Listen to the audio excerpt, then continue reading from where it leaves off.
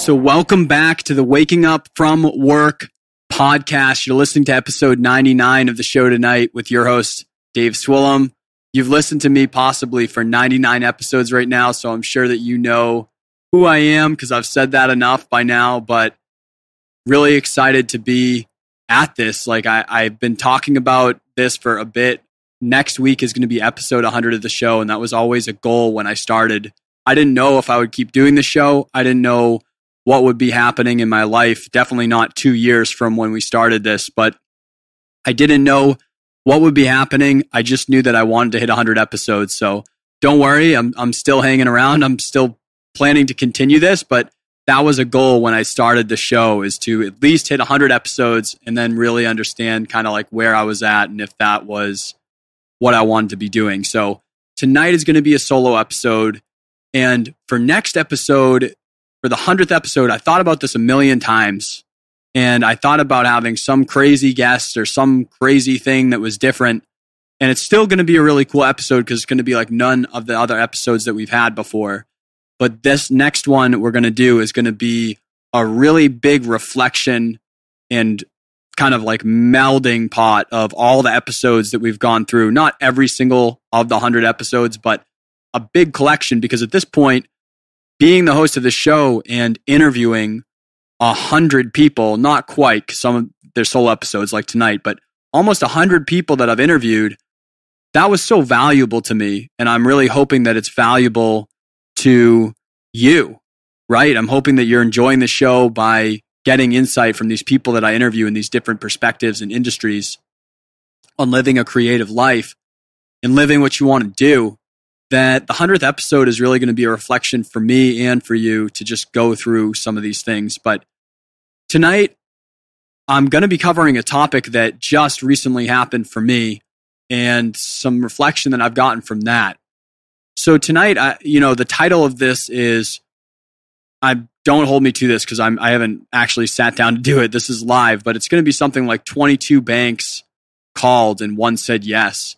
So for those that are keeping up with me on the YouTube channel or keeping up with kind of what I'm up to right now, we're really trying to actually kick off this project that I have up here in Maine, building this place, and getting the Airbnb up and running is number one priority for right now, so we can get some cash flow to help us get this going quicker with all the other stuff that we're pouring into it.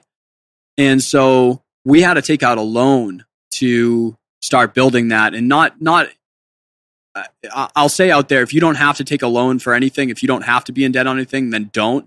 I'm not like an advocate for taking out loans, but when it makes sense, it makes sense. And for us, we've projected it. We've ran the numbers the most that we possibly can. And we have to take a little bit of a risk here.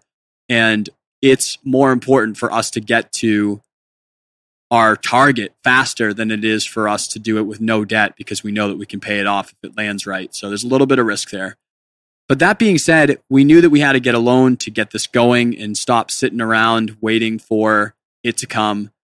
And, just for some context here, I have good credit. I've done a bunch of loans in the past. For those who have been following along, I've done a couple property things so far. So I've got some things under my belt, and I kind of know how the game runs a little bit.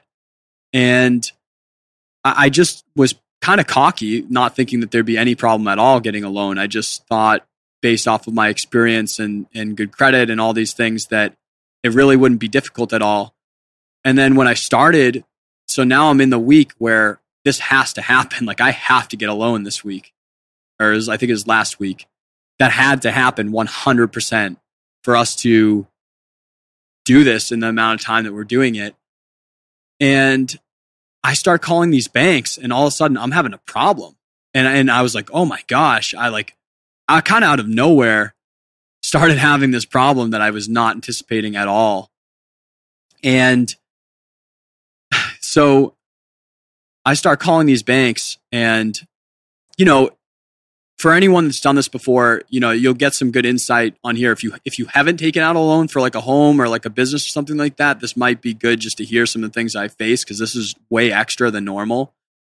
But for those that have done this before, that there's a little bit of a song and dance with it if you haven't found your your perfect lender or something like that. Like I just moved to a new state, so I've got to refine the people I like to work with, and that can be tricky.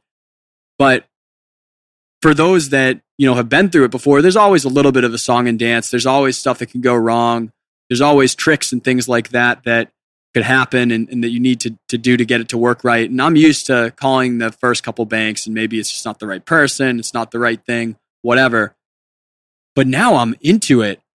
And no joke, like I got, like, spoiler alert, I got the loan for what we had. It's a decent sized loan to do all this in the amount of time we have to. But spoiler alert is I got it, but I called 22 banks to get the loan. The 22nd one is the one that said yes, obviously, or I wouldn't have kept going. But 21 banks said no.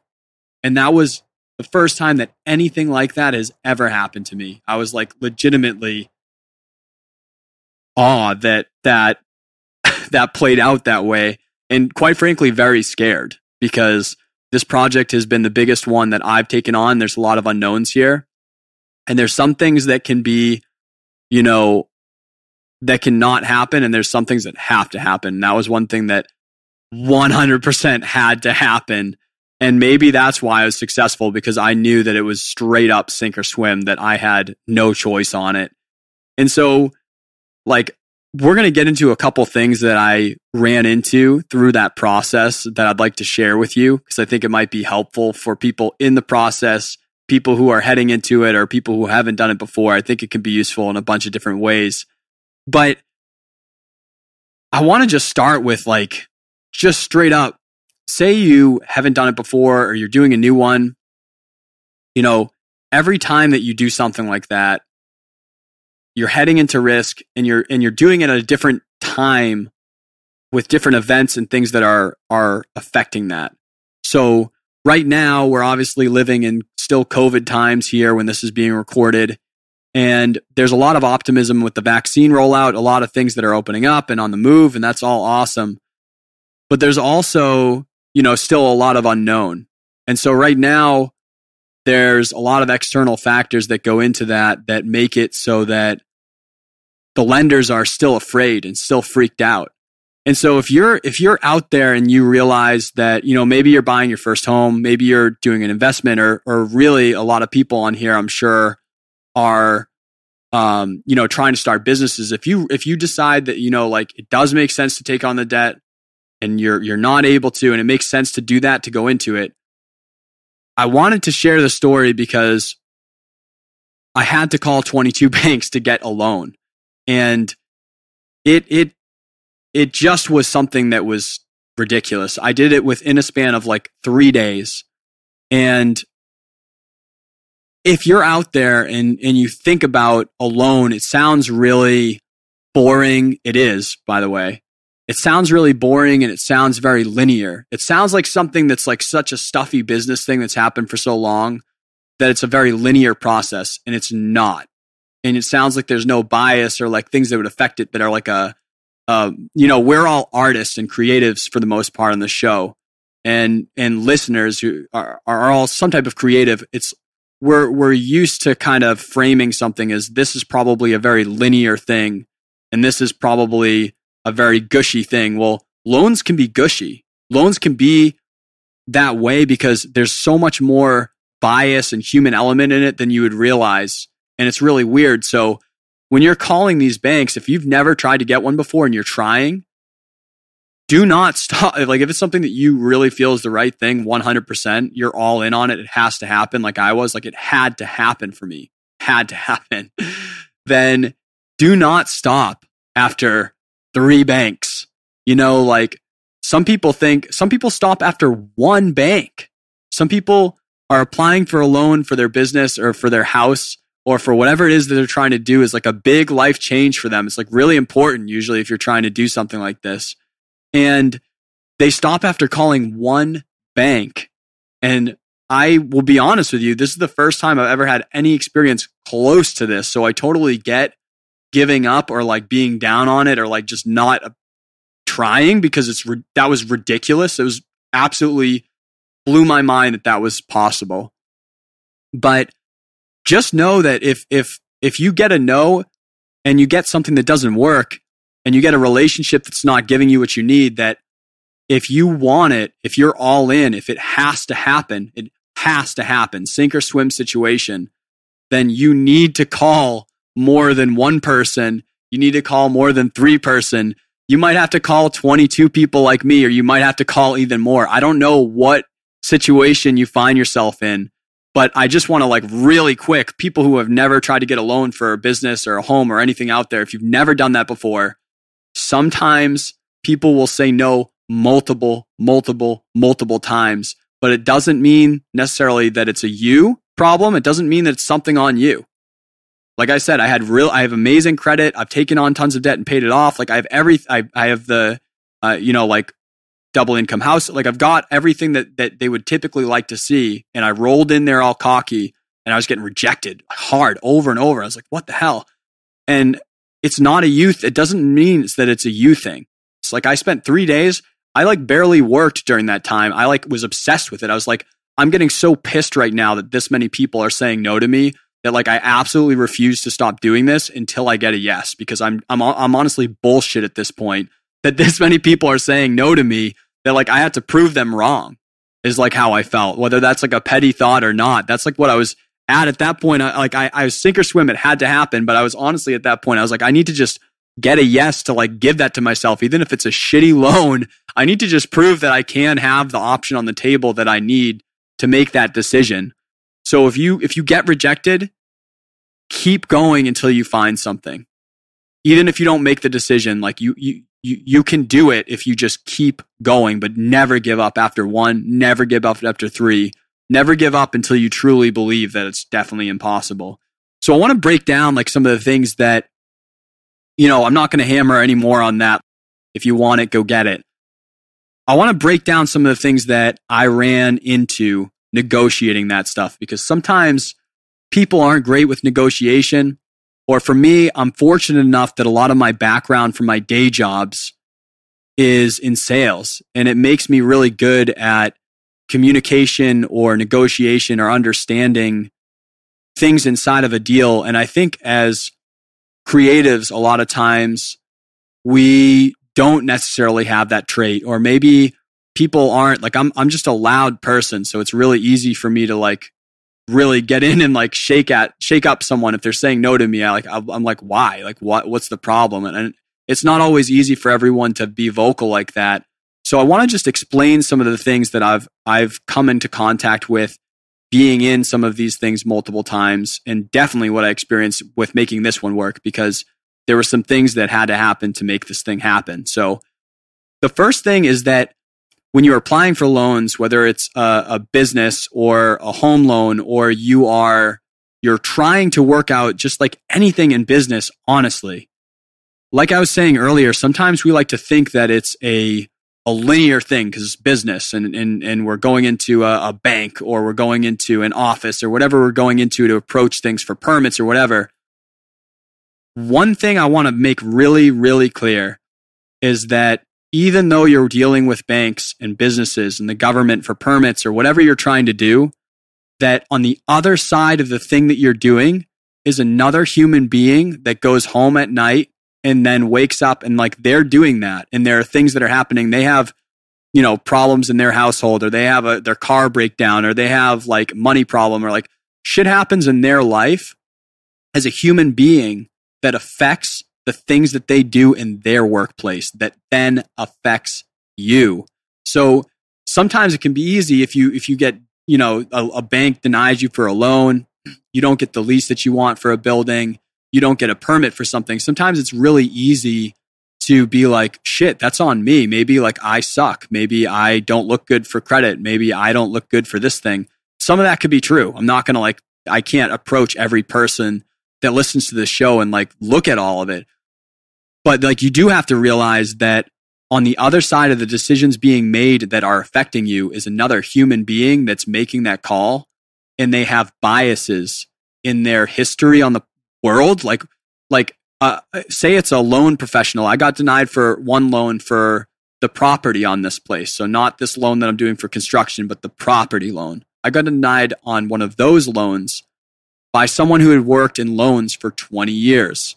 And so they've never worked sales. Loans can be kind of like sales, but they've never worked sales. So they looked at my sales history for my day jobs of like 7 or 8 years. And they said, oh, you sold, this product, you sold this thing, you sold this thing. There's no consistency there. This guy's all over the place. How can I trust his income?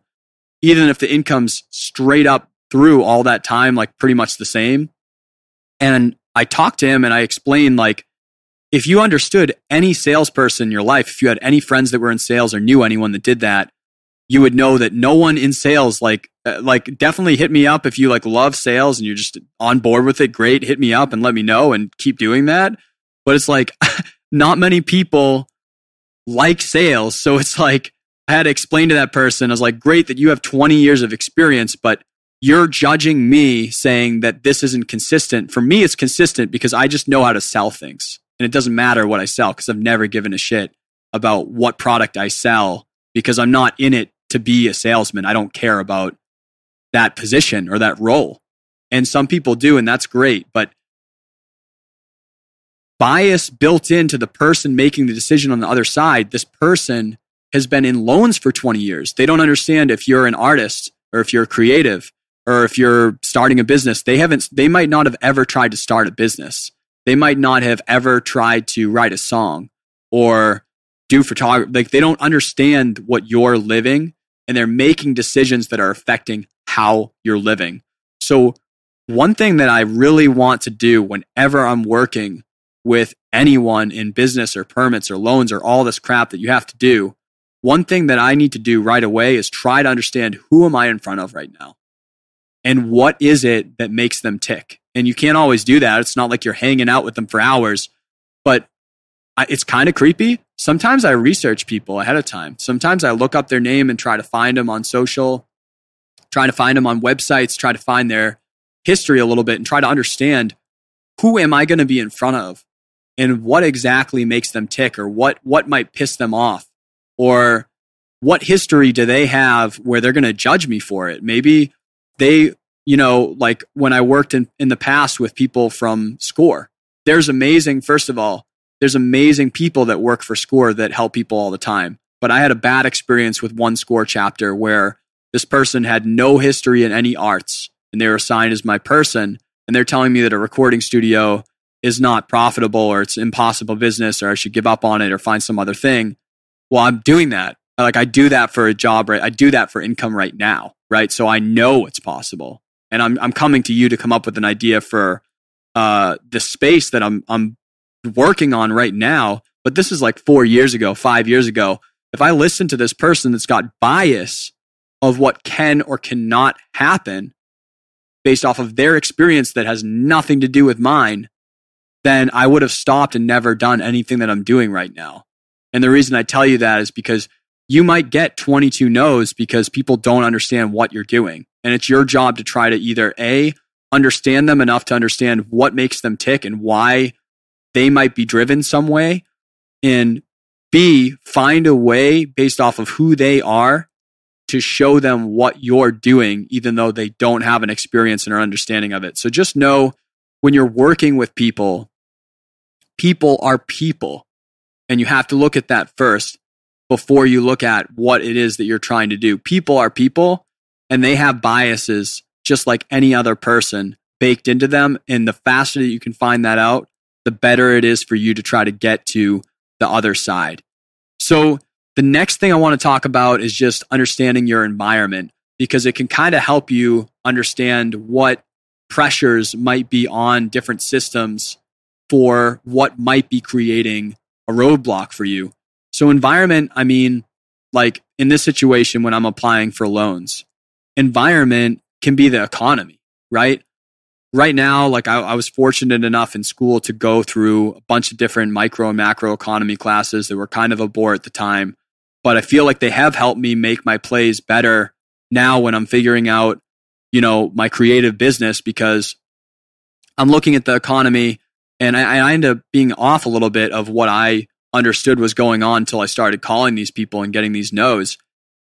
Right now in the economy, we have uncertainty still, even though people are positive, looking more optimistic at the vaccines. they still see in terms of the property stuff that's happening right now, where people are paying $30,000-$40,000 above asking price because the inventory is so low, because a bunch of people are at home. They're deciding that they want that space. They're getting out of cities.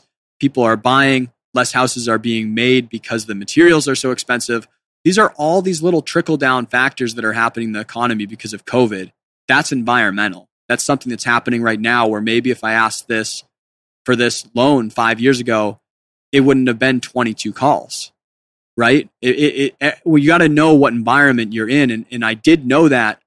But in my head, I thought, okay, well, stimulus checks are coming out and interest rates are down. So the government is actively trying to get on a large scale, actively trying and has been trying through COVID times to keep the economy going by giving people, help, by reducing the cost to make loans and things like that. They're trying to stimulate people to buy things. Usually when that happens, the loan providers are usually stimulated to try to sell loans because it's so much easier for them to do that. Environmentally, it was harder for me right now. And that's just another thing that it's going to prep you up for the type of conversation that you might be running into. And it's also going to make you feel better about when you're losing. Like when I was losing, I was like, what the fuck is wrong with me? Like, why? What is the problem? Well, the problem is I'm asking for a large amount of money at a risky time for lenders. And I had to find the right person that wanted the right thing. Someone that was hungry enough that they figured out some weird way to make it work for me. And, between the two, between understanding who's in front of you and their bias and what they want, trying to make it so that what you're working on is something that's beneficial to both of you.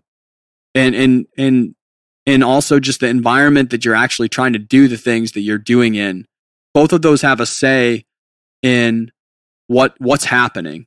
And you can take both of those and use them to either make yourself feel better when you are losing, like I did when I had like day 1, day 2, and I'm like, oh my God. I just thought about it. I was like, okay, well, this is the situation I'm in. This is probably a lot to do with why this is this difficult.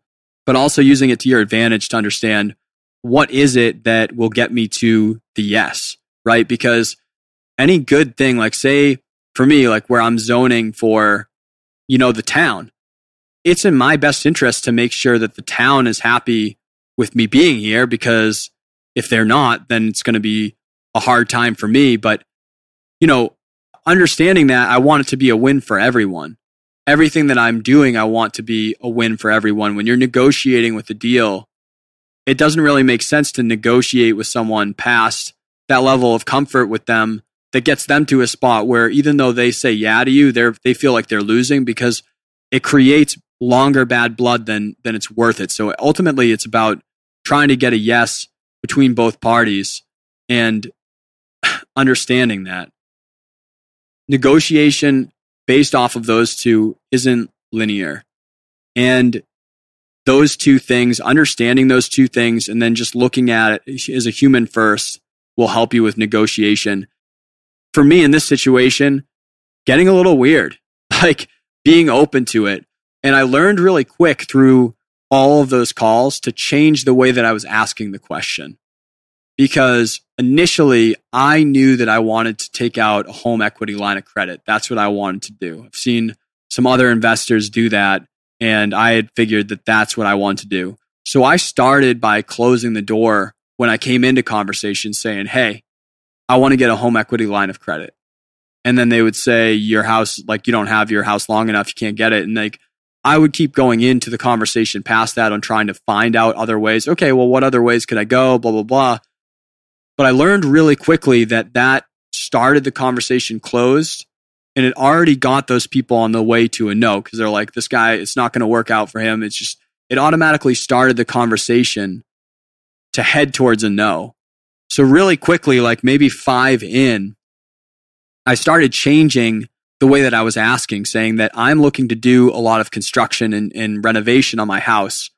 I'm looking for options that I have that I could use to take out a loan in some way to do that. I'm looking for options on getting that work done. And what that did is it made them decide where am I going to put this person? How am I going to talk to this person to do this thing? And there was no pre-made decision for me on the way to no. It was like, okay, how can I get this guy to yes? Instead of coming in and starting to be like, oh, yeah, like that's not going to work. And then when people are set up kind of in a way, they like really naturally want to go to that way. It's really weird. So it's like, if you start saying no, you like want to keep saying no. But when you start saying yes, you really want to just finish saying yes. Like no one really likes to be in the middle in that purgatory state of being like unsure. Like you probably know how it feels. Like when think about like some decision that you're trying to make and you just like, I don't know what I want to do. It's like, that doesn't feel good. And at some point you have to relieve it by making a decision because it doesn't feel good when you're doing that, which is what is drives people to make decisions because it feels better to say no, even if you want to say yes. It feels better to say no or yes than it does to make no decision. So that being said, in negotiation or looking for options, you want to start whatever it is that you're trying to do. Maybe it has nothing to do with the things that I'm talking about here, just in general, just on a human level.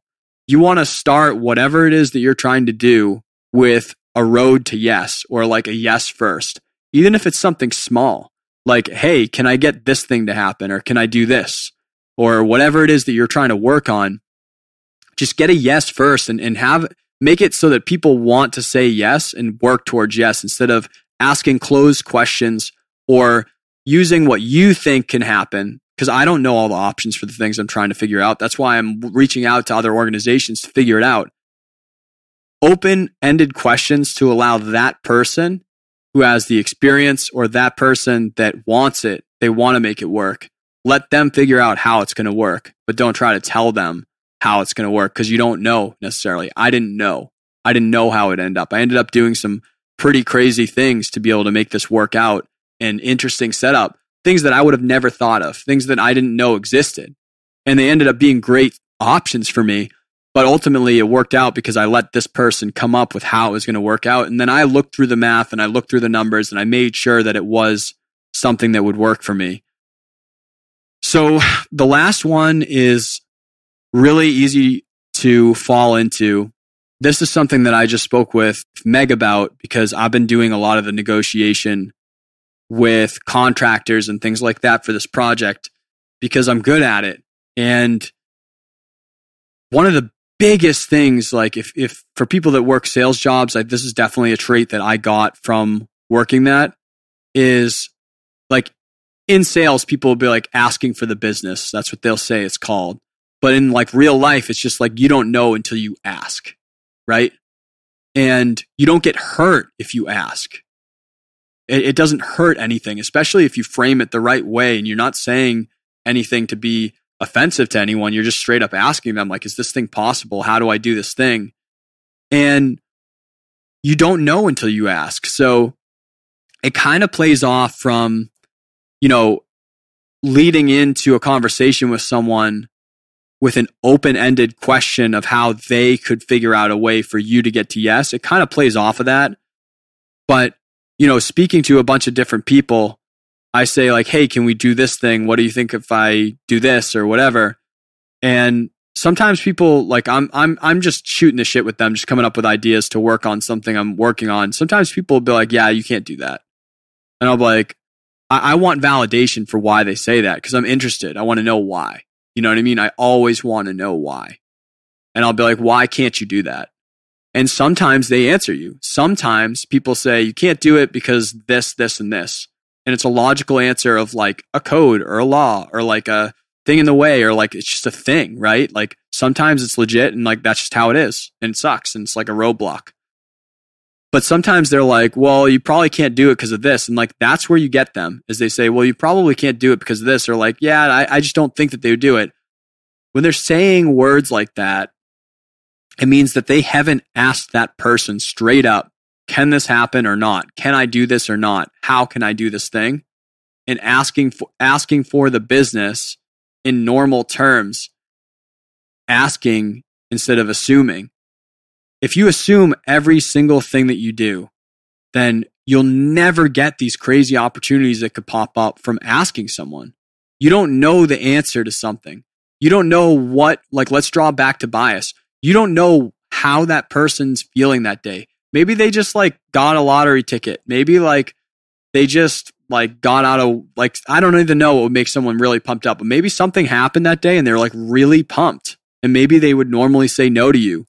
But if you don't ask them for that internship, or you don't ask them if you can get that thing or whatever it is, then you don't know what will happen. If you ask them, they say no, then you're not in any different situation than you were in than if you just had never asked, right? Like nothing happened. Either way, nothing happened. So it's not like it's hurting you. But if you get a yes, then all of a sudden you just got something that you wanted that you didn't even think was possible. It's like a gift. And you're like, this is awesome. And it's the same way for anything. Like mine happened to be a loan where I said, like, how can I make this happen? And being open to it. Okay, these are some ways that you could think about. Well, I need this. Can you get me this amount with using some of these means? And it made that person creative and do it. If I didn't say, I need to get this thing done, like, how do I do this thing? Okay, great. Tell me how I do this. Then if I just let them say like, oh, you can't get a HELOC, you can't get a home equity line of credit, and I just accepted that, and then I would be in some trouble right now. I would be pretty far away from trying to get to some of the goals that I've set for myself this year. So if you're bashful, to whatever it is that you're thinking, like maybe I don't know what number of things it could be, but I really encourage you to go out after this episode and go ask someone or some organization or something that's been on your mind that you've been wondering, that you've assumed, you have personally assumed that the answer is no. After this episode, go out and go ask that person or that org or whatever. Go ask them. Get a no. Like actually get the no. No, you can't do it because of X. Get that said to you and see what happens. And let me know. Let me know if someone says yes to something you're totally surprised. I really would love to know it. So people out there, whatever it is that you're doing, I know that I talk businesses all the time, but like say you're just an independent artist or like a freelancer, all this shit is the same stuff that we deal with. You just deal with it in different capacities. So you might be having to negotiate like material costs for you. Or maybe you have to figure your way through keeping persistent until you get a new space or a new deal, or you get into a new venue or whatever it is that you're doing out there. But I hope this episode was helpful for you. Like I said, that was really quite an event for me. And when I won that and I got that and I got past it, I was so damn proud of myself that I had the persistence to keep up with it and that I was able to achieve it. And it was just something that I didn't expect that I was going to get through, and I got through it. And I really want to pass that to anyone out there who might need that if you need something, don't stop at calling or talking with one person, two people, 3, 4. Don't stop at 21. Don't stop at 22. Don't stop at all. Just figure out what bias that person might have that's in front of you. Figure out the environment that you're playing the game in, and then find a way to make it work out. If you have to do it 100% sink or swim, then you got to do it. You can't sink. No one out here listening to the show deserves to sink. So go out there, try to ask for something that you would assume no, but you didn't get a real answer on. See if something can happen. And I'm really excited to hit episode 100 with you folks, and then get back into all of this season, talking with people in 21, learning and sharing a creative life, doing what you want to do full time. Thank you guys so much for being on. Peace.